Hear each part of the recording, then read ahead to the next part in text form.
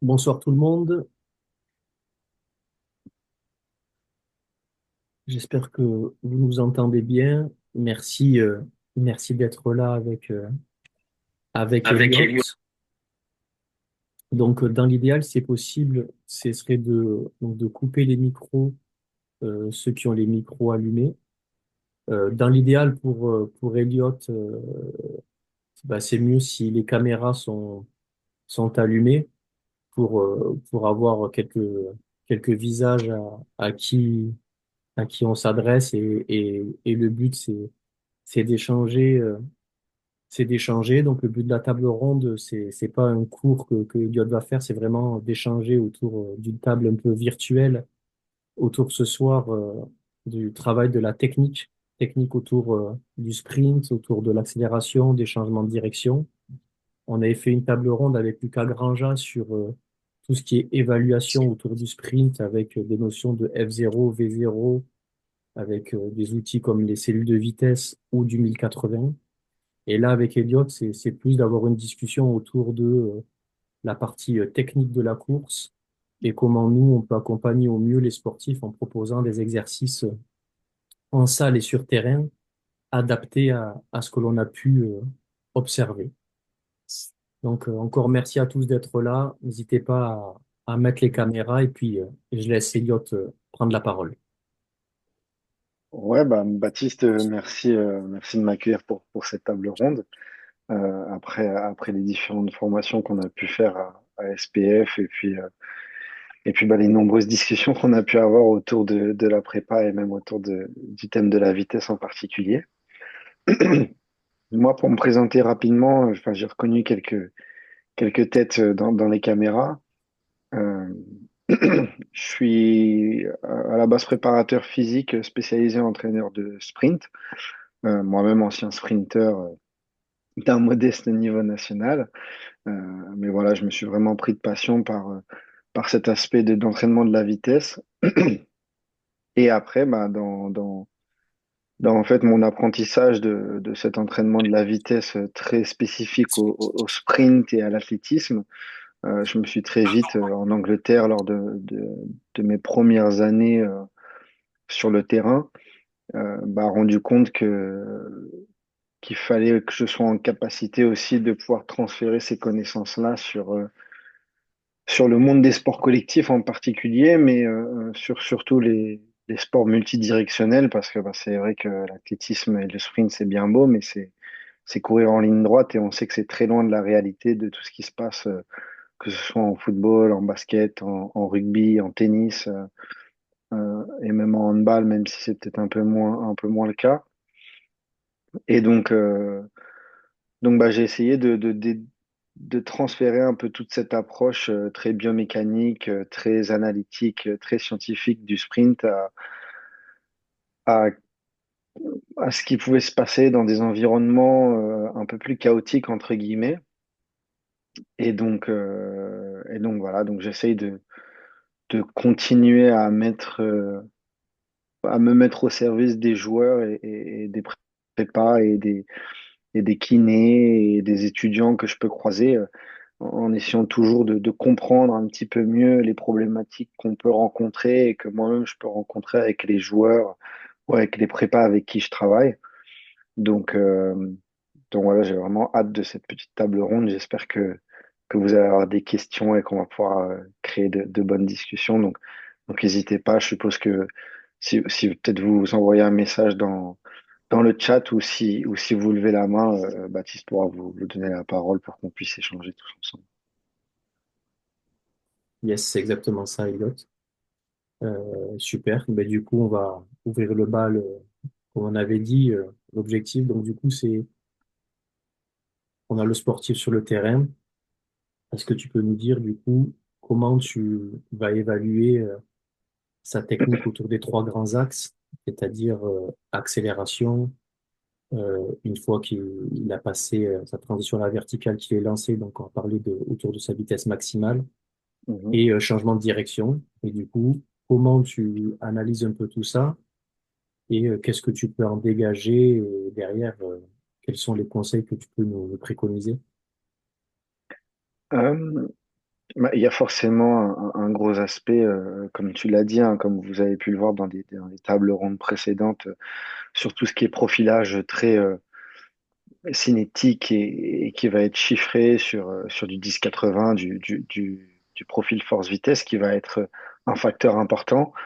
Euh, Après, moi, là où je vais essayer d'apporter, entre guillemets, un petit plus, ça va être plus sur tout ce qui est comportement moteur, coordination motrice des joueurs, pour savoir, d'accord, bah, on fait un profil force-vitesse ou on fait différents tests et on voit qu'il y a une certaine capacité en force ou une certaine capacité en vitesse. Et ça nous donne un petit peu, si on arrive à avoir un certain benchmark, euh, une idée de là où il faut travailler. Et c'est souvent une discussion qu'on a avec Jean-Benoît Morin, avec Pierre Samosino, c'est que un outil comme le profil force-vitesse, ça nous dit quoi travailler, mais ça nous dit pas forcément comment. Donc c'est vrai que si on a un athlète qui est déficient en F0 ou en V0, on sait qu'il faut travailler là-dessus, donc on sait qu'il faut travailler plus ou moins à la force avec le travail de chariot, par exemple, si on a une déficience en F0 sur l'accélération. Et on sait, pardon, qu'il faut travailler la vitesse avec tout ce qui va être bah, des sprints, avec des gammes, de la pliométrie, aller chercher vraiment de l'intensité maximale, potentiellement, pourquoi pas même de la survitesse si on a le 10-80 et qu'on a la possibilité de l'intégrer dans la préparation physique, même si c'est compliqué dans un contexte d'équipe. Donc on sait qu'il faut faire ça, mais on ne sait pas vraiment comment on va pouvoir le coacher. Comment est-ce qu'on peut coacher la F0? Comment est-ce qu'on peut coacher la V0? Euh, et donc bah, là, moi, je vais essayer de voir un peu quel est le profil moteur de l'athlète. Souvent, on parle de profil terrien ou aérien. Donc, ça va un peu se rapprocher de ça. Euh, sur tout ce qui va être, moi, j'appelle ça les profils sous-rotateurs et sur-rotateurs. Euh, donc, globalement, ça va être essayer de catégoriser euh, les athlètes, les joueurs, en quatre catégories qui vont être bien distinctes. Et donc une catégorie, ça va être, en fait, ça va être comme un cadran hein, avec un axe des abscisses, un axe désordonné. Et, euh, et il va y avoir d'un côté un athlète qui va être fort en F0 et un athlète qui va être fort en V0. Et ensuite en bas, un athlète qui va être sous-rotateur et un athlète qui est sur-rotateur. Donc qu'est-ce que j'entends par sous-rotateur et sur-rotateur? Pour le simplifier, un athlète sous-rotateur, c'est un athlète qui va s'appuyer sur une qualité naturelle de fréquence et de réactivité au sol, donc qui va avoir tendance à produire de l'accélération, produire de la vitesse via des appuis qui sont très répétés, et donc plutôt que de créer beaucoup de force en un appui, il va créer un petit peu de force, mais beaucoup plus souvent qu'un autre. Donc ça va être un sous-rotateur, vraiment axé sur la fréquence. Et un sur-rotateur, ça va être un athlète qui, lui, pour le coup, va créer énormément de force à chaque appui, va beaucoup se déplacer, va avoir une tendance à être un petit peu en cycle arrière, donc à avoir ce pied, cette poulaine qui est un peu déséquilibrée vers l'arrière, et ce pied qui monte euh, derrière derrière le centre de gravité et qui va avoir du mal à monter ses genoux, mais par contre qui va avoir un centre de gravité assez proche du sol et avoir un profil un peu plus terrestre, entre guillemets. Et donc, euh, et donc en fait, à partir de ce cadran-là, eh ben, après, on va pouvoir mettre en place des contenus de manière assez simple et de manière assez régulière, ce qui va permettre à l'athlète, il y a toujours ce débat hein, de est-ce qu'on travaille plutôt la force ou est-ce qu'on travaille plutôt la faiblesse? Euh, la problématique dans un sport collectif elle est différente dans un sport individuel ou dans un sport comme l'athlétisme où bah, la compétition, c'est pas Elle commence pas au mois d'août pour le foot, par exemple, juillet-août, et elle se finit au mois de mai. Non, c'est des périodes de compétition qui sont beaucoup plus restreintes et donc on a plus de temps. Mais dans un environnement de sport collectif, par exemple, ça permet aussi de mettre en place une certaine continuité dans les contenus qu'on peut apporter aux joueurs selon leur profil. Et après, bah, c'est une question d'idéologie de la préparation physique sur est-ce qu'on fait 50-50 sur les forces et les faiblesses? Est-ce que on fait plutôt 20-80? Est-ce qu'un jeune athlète, on va plutôt travailler ses faiblesses et puis un athlète qui est un peu plus expérimenté, plus aller chercher sur ses forces parce que on se dit qu'il y a moins d'opportunités? Est-ce qu'un athlète en saison va aller travailler sur ses forces parce qu'on veut qu'il se sente bien pendant ses matchs? Et un athlète qui est plutôt en réathlé, bah là, on va aller chercher ses faiblesses. Donc ça va être ça vraiment Après, là, on rentre sur de la philosophie, hein, de l'entraînement. Là, je vois qu'on a une question de François. Est-ce qu'un sous-rotateur n'est pas plus naturellement orienté vers un profil vitesse et symétriquement sur-rotateur et force? Euh, alors, c'est ce qu'on pourrait penser, euh, mais pas forcément. Pas forcément, parce que justement, il y a des athlètes le sous-rotateur qui va être beaucoup en fréquence, souvent va avoir des bonnes capacités pliométrie, des bonnes qualités pliométriques, ce qui va lui permettre en fait d'avoir cette rigidité sur l'appui qui va potentiellement lui permettre d'accélérer très fort sur ses 10 premiers mètres, mais d'atteindre très vite sa vitesse maximale. Euh, Et donc, du coup, après, vu qu'il n'est pas capable de créer réellement du déplacement, eh ben, il va très vite stagner. Euh, et un surrotateur, donc il va produire plus de force par appui, mais in fine, euh, il va peut-être pas forcément être capable de créer plus de force horizontale totale sur ses 10 premiers mètres, on va dire, ces 5-10 premiers mètres. Sur 5 mètres, j'aurais tendance à dire oui, on s'oriente plutôt là-dessus. Mais si on va au-delà de 5 mètres, eh ben alors là, il va peut-être être capable de créer plus de vitesse s'il arrive à sortir de sa transition. Euh, donc c'est un pattern, on va dire, qui est certainement majoritaire, mais de très peu. Euh, J'aurais tendance à dire, et on voit des athlètes justement qui sont sous-rotateurs, qui ont plutôt des capacités F0 et des sur-rotateurs qui ont plutôt euh,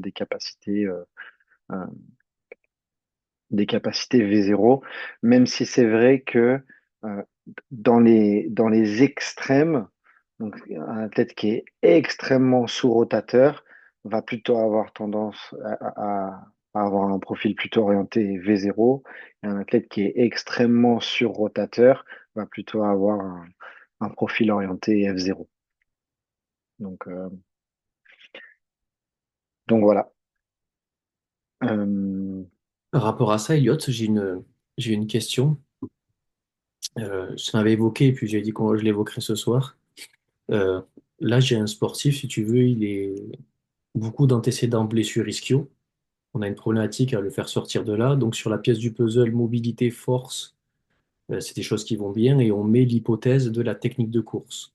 Donc, pour nous, c'est un sous-rotateur extrême. Sur le profil force-vitesse, il est orienté V0. On l'appelle un peu comme un bibiple coyote. Il est très vertical et puis tout en fréquence, il atteint des vitesses très élevées. Et donc, il se fait souvent mal une fois qu'il atteint ces vitesses très élevées, plutôt quand le match est avancé. Donc, il y a eu une capacité à répéter les sprints. Et la question qu'on se pose, c'est que l'hypothèse, c'est qu'on trouve que quand il court, c'est pas si fluide que ça. Le problème, c'est qu'il va vite, voire très vite comme ça. Donc, qu'est-ce que tu pourrais nous préconiser? Est-ce que tu penses qu'une technique de course, ça peut se modifier sur du pro? Si oui, comment? Et il va vite comme ça, mais on a des problématiques de blessure. Donc on est sur une interrogation assez importante. ouais, c'est vrai que c'est complexe et c'est vrai que c'est plutôt rare sur des profils sous-rotateurs V0. On va plutôt avoir des problématiques généralement sur tout ce qui va être tendon d'Achille, beaucoup de tendinite, potentiellement mollet, un peu moins sur les ischios. Euh, et donc tu me dis qu'en termes de mobilité, il est bon. En termes de mobilité, vous avez fait quoi comme Non, vous avez mobilité, il pu est pas faire? bon. Non, Ah, mobilité, mobilité est c'est pas pas bon. génial. Non. Ok, ok, Force, c'est donc bon, ça, mobilité, pas bon. ok. Et donc sur les tests de force, vous avez utilisé quoi? Isocinétisme et nordique, essentiellement. Ok, donc plutôt sur le chef court, avec la force de flexion la force de flexion du genou. Et au niveau des blessures, est-ce que tu as une idée, c'est biceps fémoral principalement ou Ouais. ouais. Après, honnêtement, il se euh, fait mal, il a tout fait, malheureusement. D'accord. Euh, Bah, ça peut être, enfin, de toute façon, vous le savez tous autant bien que moi, hein, les blessures, c'est multifactoriel, mais euh, la mobilité va avoir, et je parle là vraiment de mobilité plus que de souplesse. Euh, et un gros facteur important aussi, surtout dans les sports collectifs, ça va être le rôle en fait que va jouer l'ischio-jambier. Parce que bah, tu vois, là, tu m'as parlé d'isocinétique et tu m'as parlé de nordique. Euh, qui sont des tests qui vont évaluer principalement la capacité de flexion de genou, enfin de l'ischio en flexion de genou, euh, alors que c'est rarement des patterns dans lesquels les athlètes se blessent. Souvent, ça va être plutôt sur de l'extension de hanche ou sur de la double extension, sur le moment où le pied passe devant, et que là, on a un étirement parce qu'il y a une flexion de hanche, donc on a un étirement en proximal et un étirement en distal parce qu'il y a une extension de genou qui commence à se faire. Et donc, s'il n'y a pas de contrôle justement de ce pied qui s'en va du centre de gravité, eh ben, c'est là qu'il peut y avoir aussi la plupart des déchirures. Donc, euh, donc l'aspect mobilité va être important. Et, euh, et la question aussi, c'est bah, justement sur des exercices qui vont être un peu plus comme j'ai cette problématique avec un athlète, un sprinter là, qui vient de me rejoindre et qui est très très fort en nordique et qui est capable de faire des nordiques descendre et remonter, il est capable d'en faire trois quatre, ce qui est quand même assez rare chez les sprinters. Et, euh, et par contre, quand je lui ai mis une barre en soulevé de terre roumain, eh ben, 40 kilos, il galérait quoi. Sur du 6 à 10 reps, à 40 kilos, il galérait parce que justement, sur cette fonction d'ischio-jambier en extension de hanche, eh ben, il n'était pas fort du tout. Euh, donc ça peut être un des facteurs. Et après, un autre facteur qui peut être très, très important et sur lequel moi je fais très attention, c'est quand j'ai des athlètes qui ont des douleurs lombaires, par exemple, parce que nous, il y a des charges d'entraînement qui sont très fortes et beaucoup de cisaillement au niveau du bassin, ce qui fait que les bons sprinteurs, c'est très commun qu'ils aient une lordose lombaire, ce qui vient mettre encore plus de pression sur ces lombaires-là. Dès qu'il y a des tensions ou des douleurs lombaires, ça tire la sonnette d'alarme où je me dis, OK, là, il y a des douleurs lombaires, donc attention, ça veut dire que le bassin, il a plus de chances d'être en position antéversée.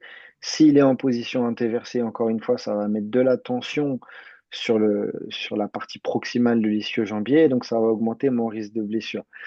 Et donc, quand il y a des tensions, les athlètes le savent tous, que ce soit les athlètes de sport co que je peux avoir en prépa ou même les sprinteurs, Bon. Ouais. ils me le flaguent dans l'échauffement. Et puis ensuite, on va faire des exercices de mobilité, peut-être un peu de massage, un peu d'étirement des fessiers pour essayer de justement augmenter la capacité de ce bassin, pour ce bassin, pardon, de repasser en rétroversion. Pourquoi pas du travail d'oblique également dans l'échauffement pour être capable de tenir ce bassin devant. Donc ça peut être aussi la stabilité en fait de sa ceinture lombaire peut être mise en cause et cette capacité à dissocier aussi hanche droite de hanche gauche, parce que euh, quand on est sur appui pied gauche par exemple, on doit avoir cette capacité à un niveau et surtout après les répétitions d'effort d'avoir ce côté droit du bassin qui peut passer devant, et donc cette mobilité, donc ce côté droit qui peut passer devant et ce côté gauche qui peut passer derrière sur de l'extension. Ça va être un facteur. Et le deuxième facteur que j'avais en tête,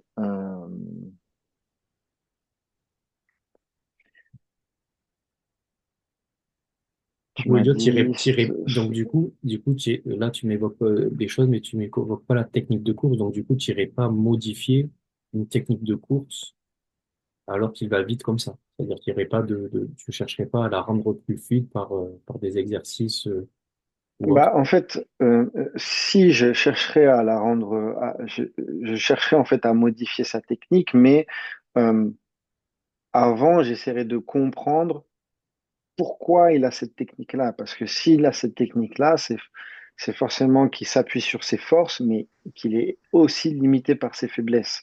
Euh, Pas plus tard qu'aujourd'hui, j'ai un athlète qui a une très bonne capacité d'extension sur sa hanche droite, mais pas sur sa jambe gauche. Et donc, dans l'échauffement, on a intégré des exercices d'extension de hanche en chaîne ouverte, chef long, avec un petit peu d'abduction de hanche pour vraiment venir chercher encore une fois cette dissociation. Et on a aussi cherché de l'étirement en contracté, relâché, étiré dans son échauffement sur son psoas gauche. Donc ça, c'est pour essayer de le mettre en condition de mettre en condition son organisme.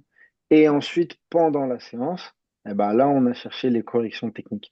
Donc, parce que si jamais le gars, il se blesse, enfin, il est en saut rotateur, il fait que de se blesser, il n'est pas capable de créer de l'extension de hanche, et du coup, enfin, ouais, de l'extension de hanche, et du coup, il va chercher loin devant avec son pied pour quand même essayer d'avoir de l'amplitude, eh ben, si jamais j'essaye de lui faire créer de l'extension de hanche, je risque aussi de créer des problématiques au niveau de ses psoas, au niveau de son aine, parce il est peut-être pas prêt, il a peut-être vraiment pas la mobilité nécessaire pour aller chercher cette extension de hanche. Donc, euh, je vais aller la chercher petit à petit, mais il faut que j'arrive à comprendre aussi comment ça se fait qu'il est dans cette technique-là aussi un peu, si j'ai le temps en tout cas. Euh, et j'ai eu encore eu ce que je voulais dire tout à l'heure qui m'est revenu en tête, mais qui est reparti. C'est pas grave. Merci en tout cas, Elliot. On a une question dans le chat, si tu veux. Euh, Dans ce cas, comment évoluer la force des chaînes postérieures? Euh, donc ça va être, enfin, je sais pas si tu peux prendre la parole ou activer ton micro pour préciser un peu la question.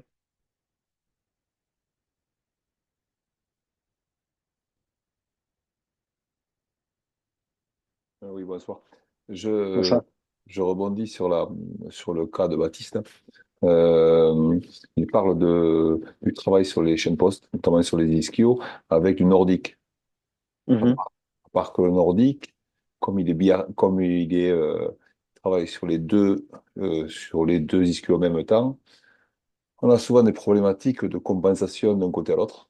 Et, euh, Et donc, on évalue une force, je dirais, sur les chaînes postes qui est, je dirais, un petit peu le cumul des deux forces, des deux ischios, pardon, alors que souvent, il y a une faiblesse sur un ischio, je dirais, un ischio qui est plus fort que l'autre, et on crée quand même des déséquilibres par rapport à ça. Faut quand même se méfier du nordique, qui est un exercice un petit peu, je dirais, qui masque un petit peu quelques faiblesses je dirais, d'un côté ou de l'autre. Ouais, je suis plutôt d'accord avec toi. Le nordique, moi, je vais avoir tendance à l'utiliser vraiment en exercice pur, euh, plus qu'en évaluation. Je vais utiliser aussi pas mal simplement le leg curl allongé, où là, il y a la possibilité de faire une jambe et l'autre et de pouvoir, mais et surtout l'isocinétique, hein, comme l'a dit Baptiste aussi, l'isocinétique, là, ça va pouvoir nous donner des indications sur une certaine, un certain déséquilibre, s'il y a un déséquilibre de chaque jambe. Et Et après, pour tout ce qui est, c'est assez complexe, hein, et puis moi, je le fais un peu de manière empirique, mais tout ce qui va être plutôt sur le chef long, donc avec utiliser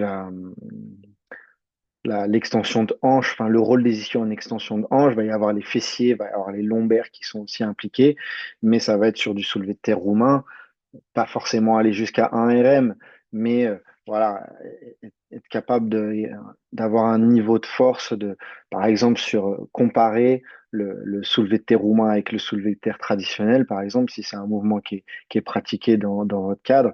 Donc, est-ce qu'il y a un énorme déséquilibre entre les deux ou non?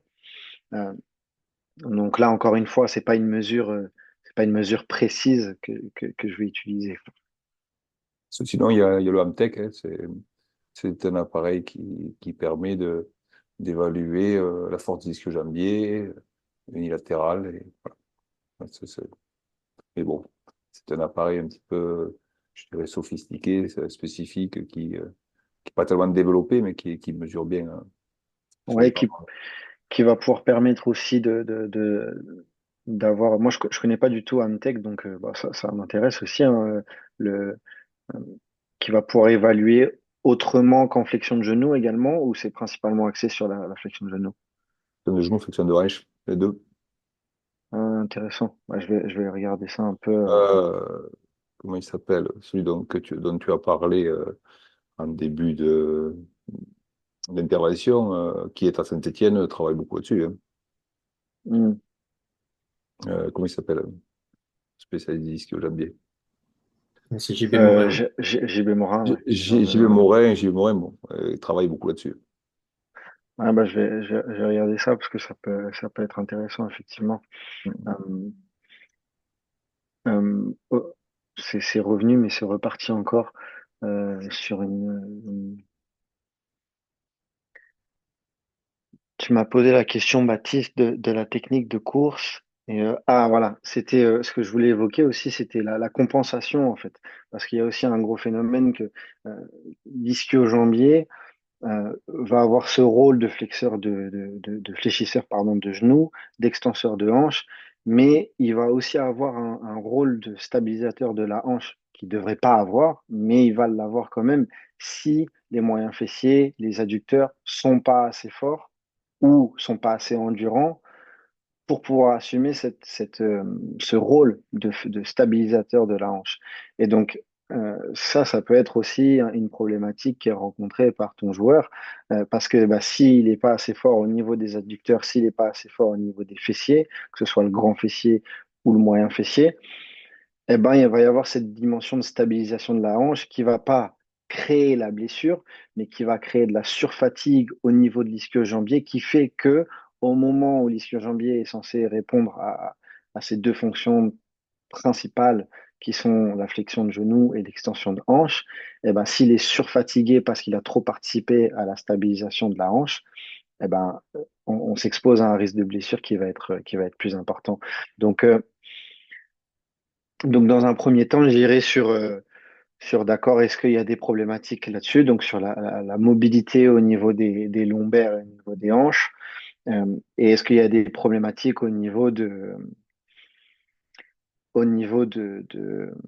la stabilisation de la hanche. Et je pars pas sur la technique parce que euh, généralement sur un profil sous-rotateur, les blessures à l'ischio euh, vont peu être causées par la technique, sauf s'il a vraiment son pied qui part très loin devant à chaque foulée et qu'il a cette on dit overreaching, mais qui va vraiment trop chercher devant. Là, à ce moment-là, je vais chercher à travailler la technique. Mais là où l'intervention technique va avoir le plus grand impact sur la prévention des blessures, ça va plutôt être sur un profil sur-rotateur, qui là, pour le coup, va avoir beaucoup plus de cycle arrière et ce qui va amener, en fait, le cycle arrière va amener de la tension excessive sur le cycle avant, parce que l'athlète, bah, il va être dans une situation où il va être en manque de temps pour s'organiser, et donc il va être obligé, pour ne pas tomber, bah, de venir balancer son pied devant pour le poser au sol. Et donc à ce moment-là, il va y avoir la dimension d'intervention sur la technique de course va être beaucoup plus importante euh, pour limiter le risque de blessure, quoi. Ok. Voilà, je sais pas si ça répond un peu plus à ta question. Et il y a François qui demandait le leg curl en ARM unilatéral.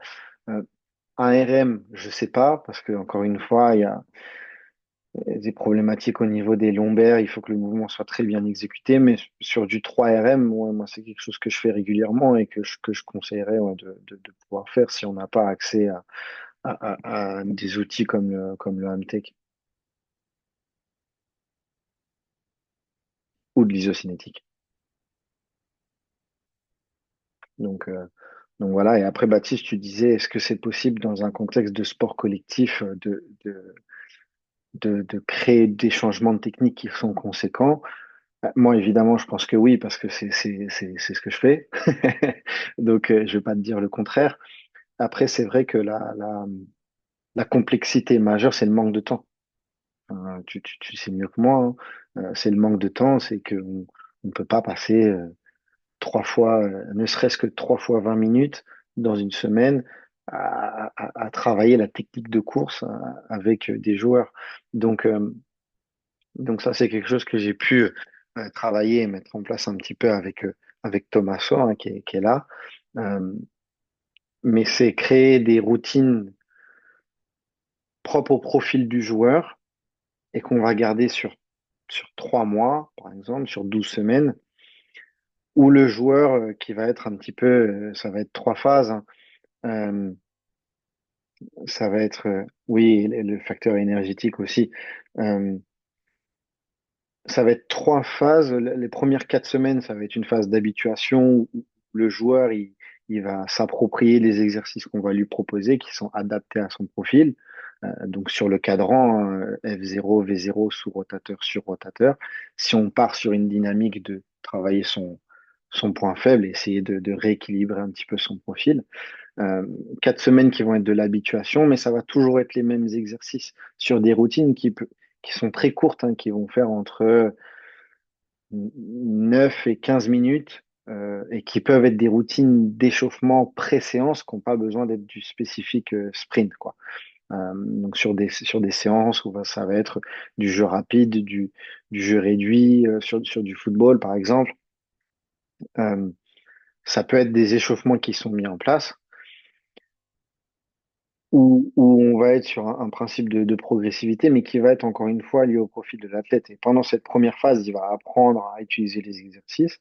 Euh, Pendant la deuxième phase, ça va être vraiment de l'entraînement pur, où maintenant il connaît les exercices et il va pouvoir vraiment se concentrer sur mettre de l'intensité et de l'intention maximale sur chaque exercice.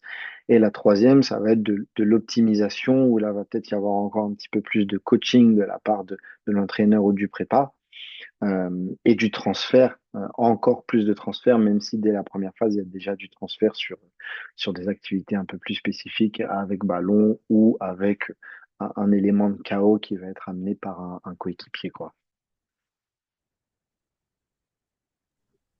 Et du coup, Elliot, tu peux donner des exemples si on prend donc du coup ce que tu dis, les deux grandes familles, sur rotateur, sous rotateur, des exemples d'exercices pour chacun de ces deux groupes qu'on pourrait proposer, par exemple en salle d'activation avant que les joueurs sortent à Mhm. l'entraînement?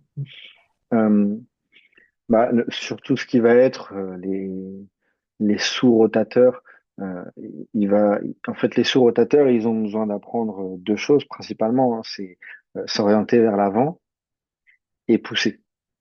Ça va être les deux choses qu'ils vont avoir besoin d'apprendre. Et donc, euh, j'ai envie de dire, les meilleurs exercices pour apprendre ces deux choses-là, ça va être tout ce qui est wall drills, donc tout ce qui va être travail d'extension de hanche en position d'accélération.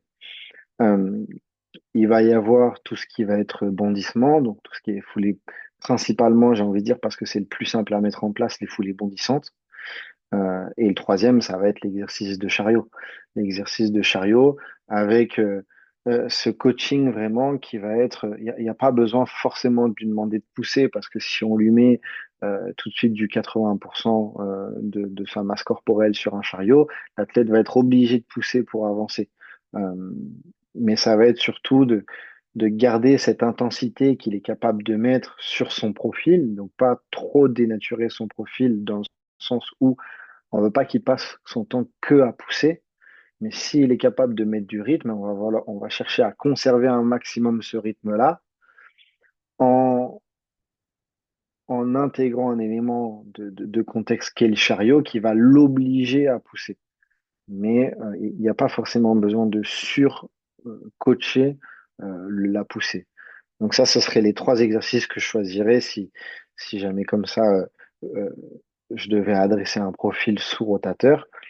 euh, et un profil sur rotateur, bah là, ça va être plutôt tout ce qui va être retour de jambe libre, donc être capable d'être dans une flexion et une extension de hanche en chaîne ouverte. Donc, parce il y a l'aspect flexion de hanche pour ramener son genou, mais il y a aussi l'aspect extension de hanche ou être actif au sol et pas simplement ramener son genou devant et attendre le sol et une fois qu'on est au sol, pousser. Euh, donc, va y avoir tout ce qui va être flexion de hanche en position d'accélération et extension de hanche en position d'accélération avec des élastiques, par exemple. Euh, Qu'est-ce qu'il pourrait y avoir d'autre? Tout ce qui va être gamme, donc style montée de genoux, style skip A du sprinter, skip A, qui vont être des gammes vraiment où va y avoir cette notion aussi de flexion de hanche, mais aussi cette intention de dynamisme au sol. Euh, Ça va être potentiellement de l'isométrique lourd aussi, enfin de l'overcoming isométrique, mais sur des angles très spécifiques où l'athlète doit sentir qu'il utilise ses fessiers pour se grandir. Donc ça va être c'est même pas du quart de squat, c'est entre le quart et le huitième de squat, on va dire, euh, sur des angles de friction très très faibles. Euh, où ces athlètes-là, souvent, les surrotateurs, ils vont être très très forts en quadri, mais ils vont avoir cette incapacité à utiliser leur fessier, que ce soit pour pousser ou que ce soit pour stabiliser leur bassin en position haute. Euh, donc, l'overcoming isométrique, ça va être un bon exercice pour essayer de créer donner conscience à l'athlète qui peut utiliser son fessier pour pousser dans cette barre alors il peut pas vraiment utiliser que ses quadris parce que bah, ses genoux, ils sont déjà presque en extension complète. Euh, et forcément de la pliométrie, un petit peu de pliométrie pour avoir cette capacité en fait de réagir au sol et pas simplement d'atterrir et ensuite de pousser. Donc, euh, donc si je devais résumer, ouais, ce serait ces exercices-là pour ces deux familles enfin, j'ai parlé vite parce que je le sors comme ça de ma tête, mais ouais, ce serait ça, les exercices à faire avant une séance pour essayer de, de rééquilibrer un petit peu le profil de ces athlètes-là, quoi. Ok, ouais, donc tu, Excusez-moi, Elliot, bonsoir à tous. Je voulais rebondir sur ce que tu viens de dire car c'est hyper intéressant et tu me trouves parfaitement d'accord dans toute cette mise en pratique de situations plus ou moins difficiles, plus ou moins faisables par rapport au contexte et au nombre de joueurs qu'on a à disposition. Je voulais juste rajouter que la chose plus compliquée en sport co, thème vitesse, c'est de créer des groupes qui soient plus ou moins homogènes dans ce qu'on va lui proposer. Parce que la chose qui est compliquée en vitesse, c'est de coacher un groupe de 10 personnes, 15 personnes ou 20 personnes. Donc, ce que j'ai trouvé intéressant avec Elliot, c'est d'avoir des repères, avoir des instruments pour évaluer au minimum avec ce qu'on a à disposition les joueurs, les groupes qu'on a au quotidien, et après chercher à les grouper et donc chaque groupe donner des priorités. Souvent, ces priorités, il faut les lister à un maximum de 2, 3 éléments parce que notre intervention, ils ne sont jamais plus perso en rugby entre 7 et 12 minutes. Des fois, c'est moins de 10 minutes parce que c'est cette situation de pré-échauffement individuel ou collectif qui amène souvent avec quelque chose qui est déjà intégré avec un ballon, avec un thème, comment dire, préparation du match ou préparation de la séance ou hum, X raisons qui elle peut pas être vue comme une séance, comment dire, de vitesse. Mais cette Mhm. micro-situation, je trouve qu'elles sont hyper intéressantes. Et j'ai noté une autre chose, que les joueurs, si tu lui expliques c'est quoi son point fort, c'est quoi son point faible sur tout ce qui est la projection horizontale, sur tout ce qui est s'orienter vers l'avant, tout ce qui est la partie accélération, par exemple, il est réceptif à ça. Parce que lui, ce qu'il veut, c'est utiliser au mieux son temps. Et il n'a pas du temps à perdre. Donc, si tu lui donnes des billets pour être un peu meilleur dans les 7, 8, 9 minutes que tu as à disposition, je pense qu'avec les temps, bien évidemment, tu auras 20% des joueurs qui ne sont pas intéressés. Mais tu auras un socle petit à petit qui se forme. Moi, je te parle de ce que je mets en place aussi. Et ça marche. Ça marche parce qu'après, tu as un langage commun. Tu parlais des under-rotated et over-rotated. Hyper intéressant. Après, tu as les équilibrés, que c'est les meilleurs des mondes. Donc, dans ces groupes équilibrés, il faut, eux, en fait, pour les grouper, c'est encore plus simple parce que ils peuvent, comment dire, être dans les groupes de under-rotated ou over-rotated. Ils auront quand même des bénéfices, tu vois. L'important, c'est savoir notre groupe, quel profil et quel exercice. Et, et après, si on a des outils à force horizontale comme 10-80, c'est top. Sinon, si tu ne l'as pas, avec un chariot de cellules, tu fais la même chose. Voilà. Merci. Ouais, ouais, merci à toi, Thomaso. Et c'est vrai que c'est pas. En fait, j'ai conscience de la difficulté que ça peut représenter de mettre en place un travail de vitesse et surtout dans un monde où on a besoin de résultats assez rapidement. Et puis, c'est sûr que si une équipe se trouve en difficulté dans le jeu hein, et en termes de classement, bah, forcément, on va peut-être avoir moins cette possibilité de prendre un petit peu plus le temps, même si on parle de 2, 3 minutes supplémentaires. On va peut-être pas les avoir parce que bah, il faut gagner ce week-end et pour gagner ce week-end, il faut travailler tactiquement, il faut travailler techniquement, peu importe des sujets que moi je maîtrise pas en tant que préparateur physique spécialisé sur de la vitesse. Mais c'est pour ça que la mise en place de systèmes, pour moi, c'est ce qui marche parce que euh, et je pense que vous allez tous être d'accord pour dire que vous allez jamais avoir la possibilité, que ce soit en termes de temps ou en termes d'énergie, comme tu as pu le dire, euh, de faire sprinter les joueurs 3 fois 30 minutes par semaine. C'est pas possible. C'est pas possible et dans tous les cas, ce serait pas. Je pense pas, moi personnellement, que ce serait quelque chose d'intelligent à faire parce que effectivement, ça demanderait énormément d'énergie. Et puis ça enlèverait énormément de temps sur l'aspect principal, qui peut être le jeu en lui-même, mais également sur, enfin, potentiellement, si on a 30 minutes, euh, bah, il y a aussi du temps qui doit être passé en salle de musculation pour faire d'autres, d'autres formes de travail qui vont être tout aussi importants, voire plus importants, surtout dans le rugby. Donc, c'est cette mise en place de système avec un système de profilage qui peut permettre de catégoriser les joueurs et qui vont leur permettre en fait de rentrer dans une dynamique de se sentir, d'être impliqués, comme tu l'as dit Thomaso, parce que ils savent pourquoi ils font tel ou tel exercice. Encore une fois, il y en a qui, même si on leur explique euh, en détail, ils vont pas être impliqués, mais la plupart vont être impliqués parce que ça reste des professionnels. Et, et ensuite, créer ce système où, bah, d'accord, donc toi, euh, tu dois travailler ta F0 et tu es sous-rotateur, donc il faut que tu travailles en force et en plus, il faut que tu apprennes à t'orienter et à pousser. Et pendant 3 mois, le joueur, il va être familiarisé avec les mêmes exercices, il va avoir les mêmes routines qui vont se répéter de manière optimale entre 2 et 3 fois par semaine, encore une fois, sur des échauffements qui vont durer une dizaine de minutes, mais ça va être des wall drills pendant 5 minutes. Ça va être du travail de chariot pendant 5 minutes. Donc, c'est des échauffements qui sont intenses. Hein. 5 minutes, du travail de chariot pendant 5 minutes. Et ensuite, du travail d'accélération sur 5-10 mètres avec son ballon, avec une réception de passe, avec une passe au bout du 5 ou du 10 mètres, parce qu'on est toujours dans cette notion euh, d'apprendre, d'entraîner et de transfert. Toujours.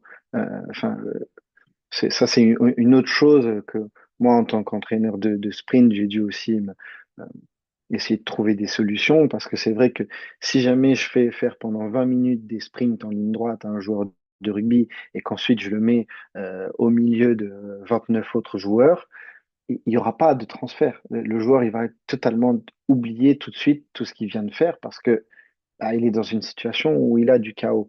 Et donc, il faut qu'il y ait systématiquement ces éléments de apprentissage, entraînement, transfert dans les contenus. Et même sur un échauffement qui dure 9 minutes, ça peut être fait sur du 3 minutes, 3 minutes, 3 minutes, ou sur enfin, répartir en tout cas cette période de temps-là. Et si on est capable de mettre en place cette routine de 9 minutes, 12 minutes, 15 minutes, qui sont des multiples de 3, donc c'est plus simple, mais euh, donc une routine de 9, une routine de 12, une routine de 15 sur 3 échauffements terrain par semaine, eh ben, ça va permettre au bout de 2, 3, 4 mois, quand les joueurs vont commencer à s'habituer aux exercices et à ces situations-là, de créer des impacts et bien sûr, hein, un pilier va pas devenir Usain Bolt, mais qui va lui permettre d'arriver avec 0,2, 0,3 mètres par seconde de plus sur un impact, qui vont lui permettre sur un ailier de faire la différence parce que ça va lui faire gagner 40, 50 centimètres sur une course de 10 mètres, ce qui va lui permettre de prendre l'ascendant sur son non vis-à-vis. Donc, c'est de l'optimisation, quoi. C'est de l'optimisation. On essaye de trouver des solutions pour optimiser le temps et optimiser le profil des athlètes. Après, à mon avis, Elliott, c'est aussi un projet club qui doit avoir l'ambition de construire ce type de projet en débutant avec les plus jeunes. Parce que quand le rugby, ce n'est pas encore ton métier, on peut te donner des outils pour que quand ça devienne ton métier, eh ben, tu l'utilises pour être au meilleur de ta performance. Mais souvent, comment dire, on n'a pas les mêmes objectifs avec les joueurs et ça, c'est dommage. Mais à mon avis, c'est que quand tu vas de côté pro, et la partie, comment dire, développement, elle doit être là, mais elle doit être basée sur quelque chose d'objectif pour dire, OK, ça marche, ça marche pas, on avance. Parce qu'on doit gagner des matchs.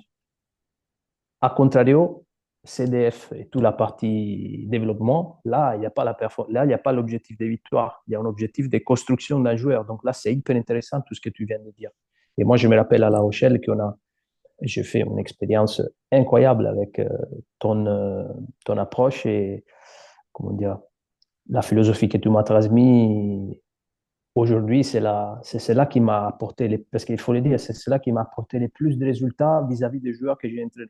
Ça, et donc, c'est pour ça que, lié à cette pratique quotidienne, parce il faut pratiquer ce qu'on demande aux joueurs, sinon, impossible de ressentir certaines choses. Et donc, eux, ils peuvent pas, parce que si on ne sait pas montrer des choses, eux, ils peuvent pas s'entraîner, ils peuvent pas comprendre ce que tu lui demandes, donc les systèmes, ils marchent pas.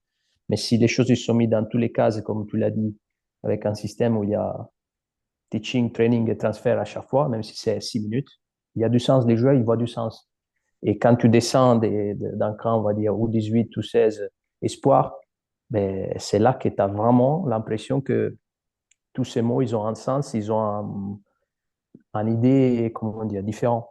Donc, c'est normal. Après tu as des joueurs qui sont pas du tout intéressés sur ça. Et à mon avis, il faut pas insister. Moi, c'est une chose que j'ai essayé sur moi. Comment dire, j'ai fait l'expérience de ça. Proposer quelque chose, même si ça marche à quelqu'un qui n'est pas intéressé, ça ne marchera pas à un certain niveau. Par contre, espoir et en bas, ils n'ont pas le droit de choisir ça. Parce que comment dire, c'est nous qui lui donnent des choses pour qu'il puisse un jour devenir un professionnel on va dire, un jour c'est à son métier. Donc, tu lui donnes ce qui. C'est pour ça que je crois beaucoup dans cette approche liée au profilage cinématique de l'Axel parce que, en plus, c'est hyper intéressant parce que tu apprends toi-même à chaque fois que tu les fais. Tu as toujours parce que tu n'as jamais un joueur qui est comme l'autre. Mais plus tu as Mm. l'habitude pas les profiler, à avoir des repères sur chaque, et plus les joueurs, tu les visualises sur cet élément des faiblesses ou des forces qu'il a. Et donc, tout est plus simple. Parce que là, on parle des, comment dire, vecteurs horizontaux, mais après, tu as tous les vecteurs verticaux en salle, qui est hyper important. Qui si tu veux nous parler de ça, moi, je suis très intéressé aussi à ça, parce que l'une est liée à l'autre. Tu ne peux pas développer l'axel si sur les contextes verticaux, tu n'as pas un minimum de force qui te garantit en horizontal un minimum, on va dire, les, la puissance nécessaire pour faire ce qu'on est en train de dire. Donc, voilà. Désolé pour Oui, le. c'est sûr. Non, non, mais merci, hein, Tommaso. Juste avant, on a une question de François. D'après toi, quelle répartition innée-acquis sur pliométrie? Euh, c'est une bonne question. Sur la pliométrie, en plus, très spécifique, je dirais sur la vitesse de manière générale, euh, je pense que enfin, le débat d'inné-acquis, moi, j'ai toujours tendance à dire que c'est un peu 50-50. C'est ma vision. Après, je pense que au fur et à mesure de l'expérience du joueur ou de l'athlète, il arrive à un certain niveau quand il passe professionnel et surtout on va dire, les 10 premières, ce qu'il a fait dans les 10 premières années de sa vie, à quel type de motricité il a été confronté. Euh, Ce qui va me donner un aspect, en fait, à partir de, on va dire, entre 10 et 15 ans, le profil de l'athlète, il va être posé en termes de vitesse, et donc ça va être difficile de le faire énormément progresser. Ça, je serais d'accord avec ça. Sur ce qui est pliométrie, par contre, je pense que c'est plus facile, et parce que c'est un petit élément de la vitesse. Euh, donc, je dirais que le facteur d'acquis va être beaucoup moins important que sur la vitesse de manière générale, et que c'est assez facile de faire progresser un joueur sur les aspects pliométriques on va dire 6 mois, qui deviennent vraiment bons en pliométrie, évidemment avec de l'entraînement spécifique. Et il faut que ce soit une priorité pour ce joueur-là, parce que là, on parle aussi d'accélération, de vitesse, mais parce qu'on parle de motricité à haute intensité, mais il y a aussi les changements de direction, et ça veut dire que ça, c'est quelque chose que nous, on n'a pas eu l'occasion de faire vraiment, Thomaso, mais euh, la question, c'est la priorité, où est-ce qu'on la met pour chaque athlète? C'est là où il y a de la complexité parce que il y en a qui vont avoir des priorités sur l'accélération, d'autres sur la vitesse, mais il y en a qui vont en avoir aussi sur tout ce qui est décélération et réorientation dans l'espace. Donc, ça, je pense qu'il y a toujours, quand il y a un problème, il y a une solution. Et il faut juste choisir le problème qu'on veut adresser, quoi. Et après, réussir à le décomposer assez en amont pour pouvoir proposer une solution extrêmement simplifiée au joueur pour qu'il n'ait pas énormément besoin de réfléchir et que, comme l'a dit Thomas Hock, il ait besoin de réfléchir à une ou deux choses pour pouvoir travailler et sentir qu'il progresse, quoi.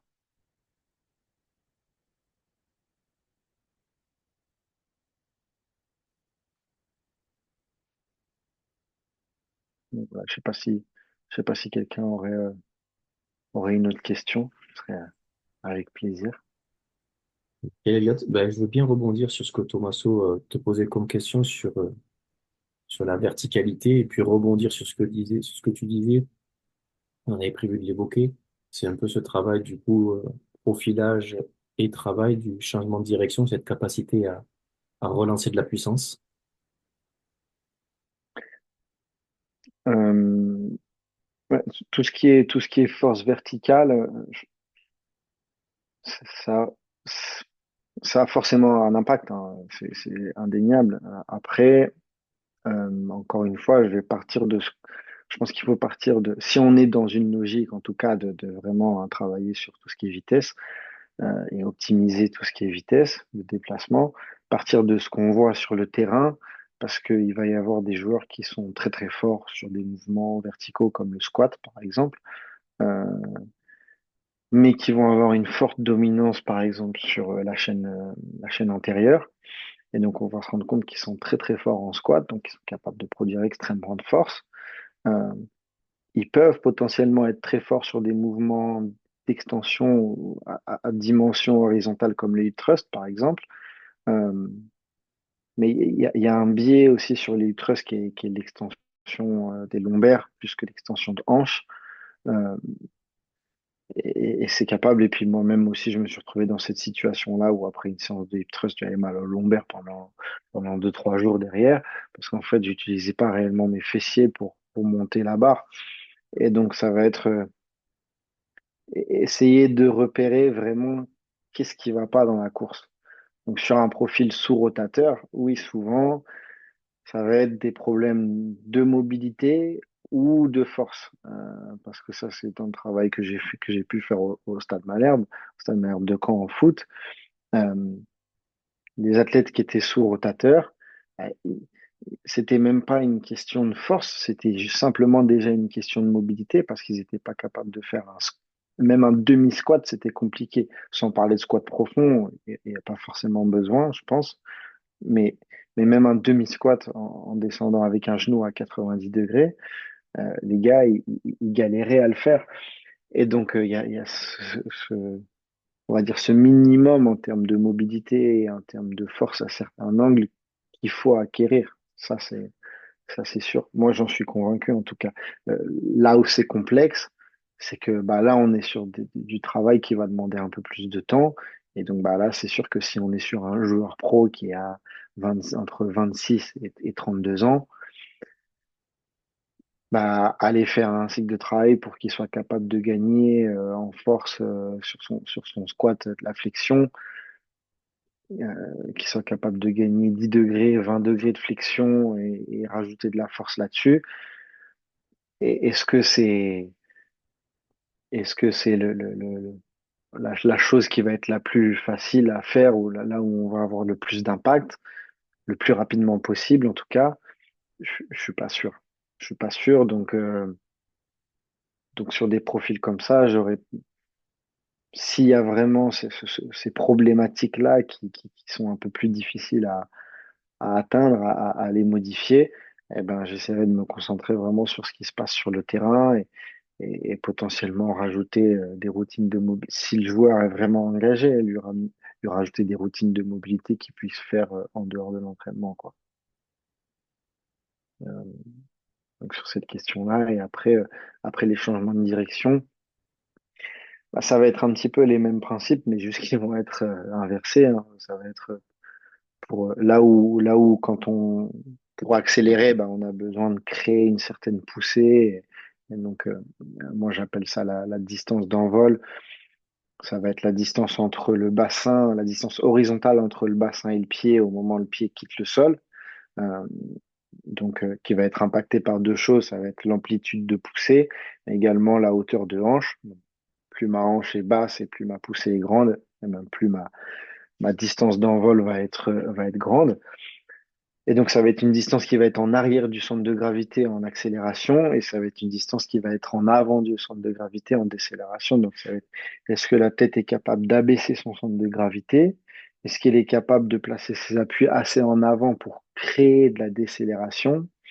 Et est-ce qu'il va être capable aussi de d'engager son buste, mais pour le coup vers l'arrière, pour pouvoir vite décélérer et après, sur un ou deux appuis, se réorienter pour réaccélérer dans le cas d'un changement de direction.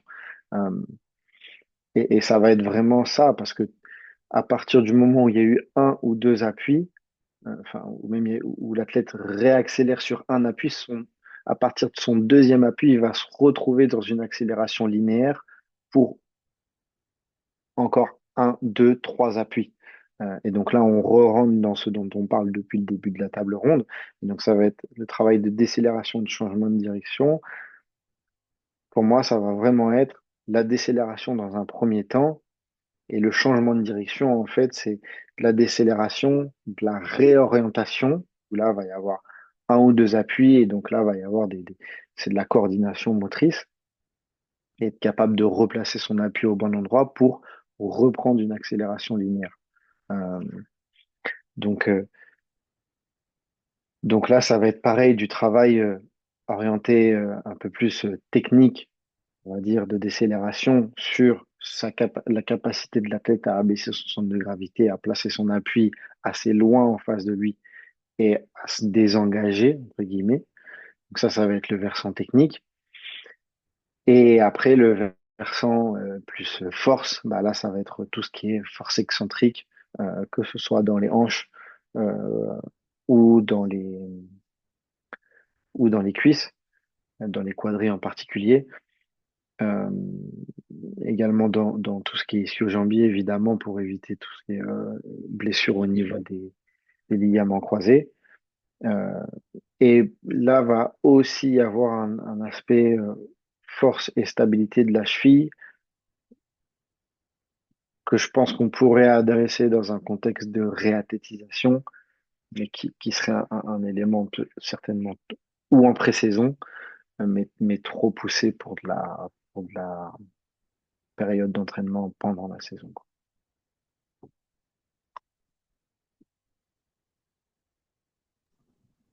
Et merci. Et du coup, si, un peu comme tout à l'heure, euh, qu'est-ce que tu pourrais préconiser comme exercice en salle pour les joueurs, par exemple, avant entraînement, si on, si, tu vois, sur un groupe de joueurs où on voudrait optimiser ce paramètre-là? Euh, Bah, ce serait déjà soit de l'isométrique encore, overcoming, mais là, ça va être plutôt de l'isométrique où justement on va avoir une bande rigide contre laquelle on va devoir pousser pour s'en éloigner virtuellement. Euh, Ça, ce serait un exercice qui pourrait commencer à introduire. De l'excentrique très lourd avant la séance terrain, je suis pas sûr, ou alors ça va vraiment être sur un nombre de reps très faible, juste pour stimuler cette contraction excentrique. Mais là, je parle vraiment de peut-être 3 reps par jambe, pas plus, pas avant, pas avant d'aller sur le terrain. Euh, et après, ça va être du travail avec élastique, où on va créer une mini survitesse et où l'athlète va devoir décélérer sur 3, 4 appuis grand max. Euh, et le faire de face, le faire côté droit, le faire côté gauche. Après, potentiellement des formes de pliométrie latérale. Ça va être du hop 2 latéral. Ça va être tout ce qui va être euh, là, c'est pas de la pliométrie, mais tout ce qui est pas chassé, évidemment, très important. Euh, et tout ce qui va être bondissement, en fait, latéraux, que ce soit sur des cloche-pieds ou des foulées bondissantes, mais avec une dimension latérale. Euh, et après, tout de suite, intégrer du spécifique avec une ou deux consignes principales à, à communiquer aux joueurs en fonction de son profil. Donc, ça peut être décélérer principalement sur sa jambe gauche si on a repéré un déséquilibre, ça qui peut être très important dans la prévention des blessures en ligaments croisés, c'est faire une décélération et savoir sur s'il y a un déséquilibre jambe droite, jambe gauche en termes de temps de contact au sol. Si le déséquilibre est au-delà de 10%, ça c'est tout de suite un drapeau rouge où il va falloir renforcer cette jambe qui passe moins de temps au sol parce qu'il y a très certainement un déficit en force. Et là où l'athlète va être en situation de match de chaos, confronté à l'obligation de mettre en place ces forces-là, eh ben, le ligament a une très forte possibilité, enfin, très forte possibilité. On va dire a plus de possibilités de lâcher sur cette jambe-là que sur l'autre. Super, très très intéressant. Merci. Avec plaisir. Je sais pas si on a peut-être d'autres questions.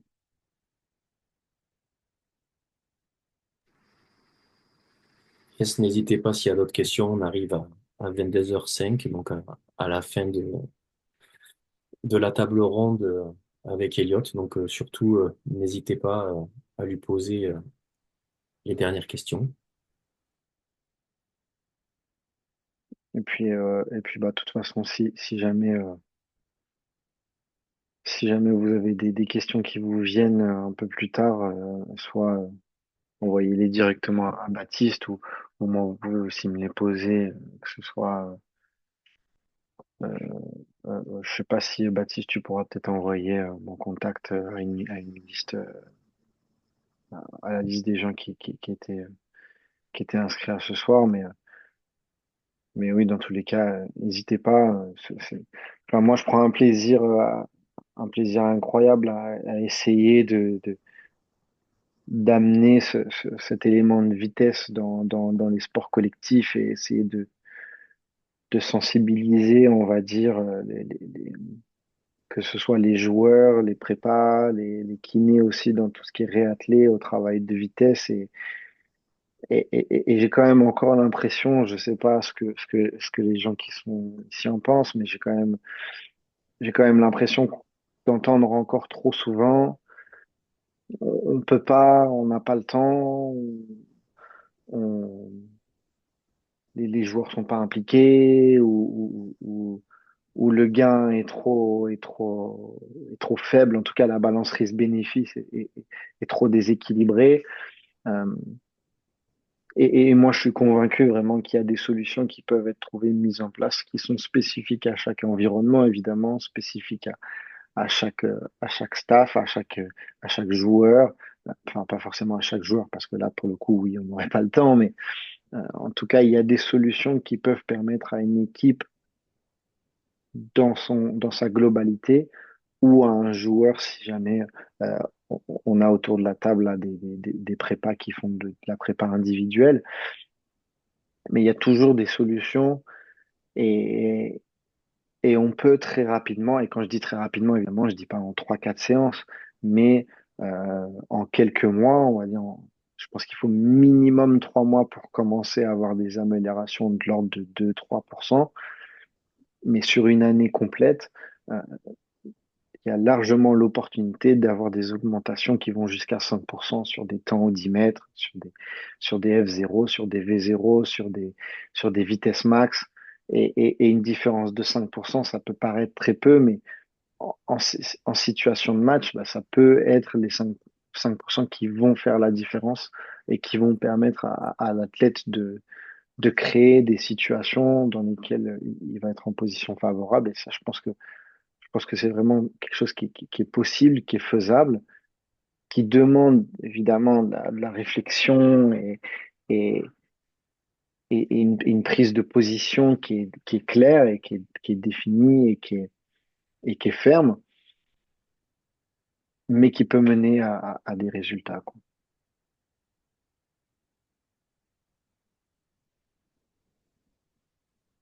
Elliot, super. Je trouve ton discours très puissant, magnifique. Merci beaucoup, pour beaucoup en ce que tu dis. Donc en tout cas, merci à toi, merci à tout le monde. Donc Elliot est OK, on vous enverra à tous le replay. Et si tu es OK, Elliot, j'enverrai ton graphique sur la double individualisation avec Ouais, sur rotateur et sous-rotateur pour ceux peut-être qui découvraient ce soir cette notion-là, que du coup ça soit peut-être plus clair via une infographie. Et, et puis voilà, donc merci à tout le monde et bonne soirée. Merci encore, Elliot. ouais, bah merci à tous d'être venus, hein. Et puis bah n'hésitez pas, hein, Baptiste vous mettra aussi, je pense, tu pourras mettre mon numéro. Et puis si vous souhaitez me contacter sur Instagram, vous pouvez me contacter aussi. Mon compte perso, c'est L-du-bas Spiliski, comme vous pouvez le retrouver sur les posts de Baptiste, ou alors sur mon compte professionnel, Lita, Lita Performance. Donc voilà, n'hésitez pas, je répondrai à vos questions avec grand plaisir. Et bonne soirée. Salut tout le monde.